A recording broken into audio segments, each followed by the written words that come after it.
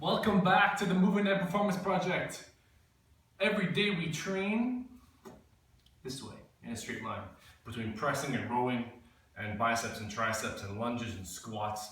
Everything we do in deadlifts is pretty much sagittal, so like forward and backwards.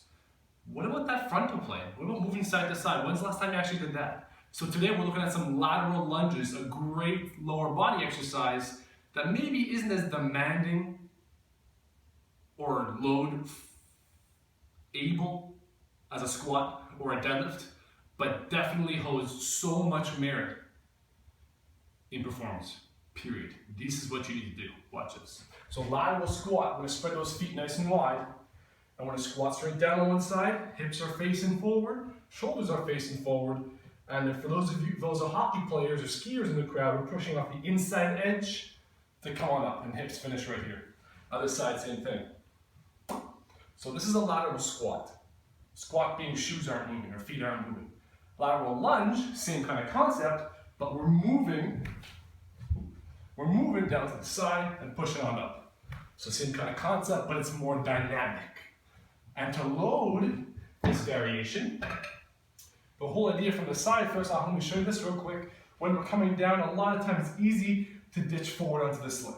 Some compensation things that will happen is you'll ditch forward onto this leg and you'll lose that heel. So we know from squatting and pretty much any kind of lower body exercise, the more we use the heel, the more we have access to the glutes, and everyone knows we need a big ass to haul ass, right? So we're driving through the heel to get ourselves a stronger butt so we can become faster, a little more resilient to pain and injury. So lateral lunges or lateral squats. I'm gonna grab myself a little dumbbell right here, hold this up and call this the gauntlet position. Lateral squats is right here.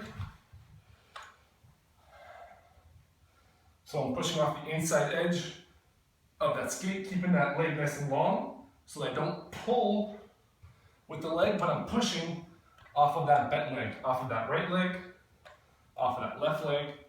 And then the lunging variation is I'm stepping down to the side. Whew. The heart's definitely pumping. So those are two frontal planes, two sideways movements. I'm pretty sure any of you who've ever played soccer or hockey or pretty much any sport, you need to move in more than just one plane.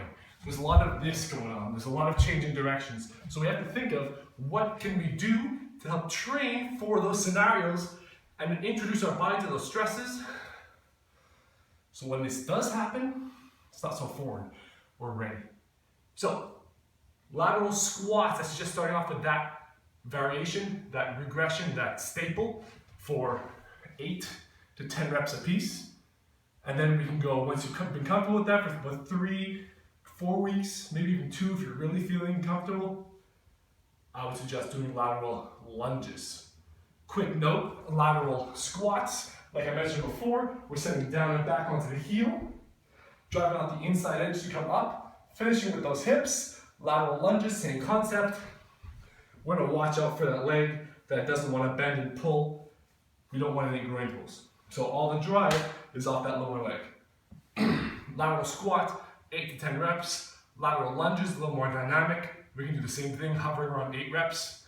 6 if we're looking for some more strength and maybe a little power. You have any questions?